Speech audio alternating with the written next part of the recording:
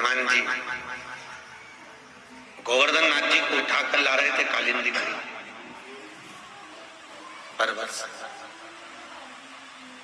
अब गिरिराज जी को लेकर आए और बीच रास्ते में जतिपुरा में मथुरा के पास में उनको छोड़ दिया। गोवर्धन नाथ जी को क्रोध आ गया।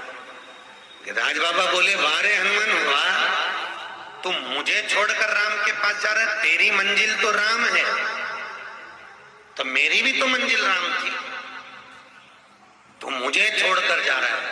हनुमान, आज तूने मुझे बीच मझधार में छोड़ा है,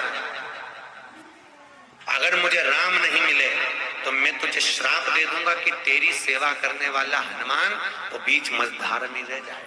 हनुमान बोले, चुप रहे, रुक जाए, जरा शांति रखो, मेरे को जरा जाकर देखने तो दो, बात तो करने दो, बात क्या है, क्या हो गया है। हनुमान जी महाराज तुरंत पहुंचे और श्री हनुमान जी महाराज ने जाकर उसी पल उसी क्षण राम जी से कहा, प्रभु आपने सेतु बनाने के लिए पत्थर लेकर आ रहे थे, हम गोवर्धन पर्वत को लेकर आ रहे थे, सारे पत्थर वहीं की वहीं फेंक कर आ गए। गोवर्धन नाथ जी को क्रोध आ गया, उन्होंने मेरे को श्राप देने की आतुरता रख दी। भगवान राम ने कहा, जाकर गोवर्धन नाथ जी से कहो कि तुम्हें मिलन की इतनी आशा है, चिंता मत करो, अभी तुम मेरे पास आ रहे थे और द्वापर में स्वयं राम तुम्हारे पास मिलने के लिए आए, स्वयं राम आए, तुम क्यों चिंता करते हो, स्वयं मैं खुद पहुंचूंगा। कितने भाई हैं गोवर्धन जी? गिरिराज पर्वत कितने भाई हैं? 3 भाई। कितने भाई हैं गोवर्धन नाथ? 3।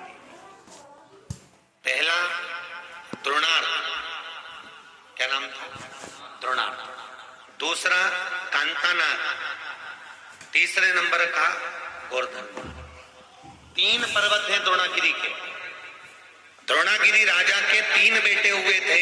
एक बार माता पार्वती जी ने काशी में बैठकर भगवान शंकर की आराधना करी तो भगवान शिव ने कहा, मांग पार्वती तुझे क्या चाहिए? पार्वती ने कहा, महाराज मुझे तप करने के लिए कोई पर्वत ला कर दे दीजिए। शंकर भगवान गए, द्रोणागिरी से कहा, तेरा बड़ा बेटा मुझको दे दे। शंकर भगवान को द्रोणागिरी ने अपना बड़ा बेटा द्रोणार्क दे दिया। तो काशी जो बसी हुई है वो द्रोणार्क पर्वत पर बसी हुई। कौन से पर्वत पर है? द्रोणार्क, क्योंकि वहां पर बैठकर माता पार्वती ने द्रोणार्क पर तप करा। अब जब राम जी के विश्राम करने का समय आया, त्रेता युग आया, ये तो सब सतयुग के आगे की बात हो गई। अब त्रेता जब युग आया तो राम जी के विश्राम की जब बात आई तो श्री हनुमान जी महाराज ने सोचा, मेरे प्रभु यहाँ से निकल कर जाएंगे, माँ उनको जब वन भेजेगी तब उनका विश्राम कहाँ होगा, ज्यादा से ज्यादा समय परमात्मा कहाँ निकालेंगे। तो उन्होंने जाकर द्रोणागिरी से निवेदन करा और द्रोणागिरी से निवेदन कर उनके बड़े बेटे, मंझले बेटे कांतानाथ को लेकर आ गए, चित्रकूट में रख दिया। कहाँ रखे? चित्रकूट। पहला कहां पर है? काशी। दूसरा कहां पर है? चित्रकूट। और तीसरे श्री पुलस्त ऋषि आ गए। पुलस्त ऋषि ने कहा, द्रोणागिरी मुझे तप करना है, तप करने के लिए तुम्हारा छोटा बेटा दे दीजिए। अब छोटा बेटा प्रिय बहुत था भाई, माता पिता का प्रिय था, अब करे तो करे क्या? बड़ा बाप को प्रिय, छोटा मां को प्रिय, बढ़िया आफत। अब दे तो दे कैसे? छोटा बेटा दे दीजिए। द्रोणागिरी ने कहा, प्रभु हम देने को तो तैयार है, पर ये जाना नहीं चाहता।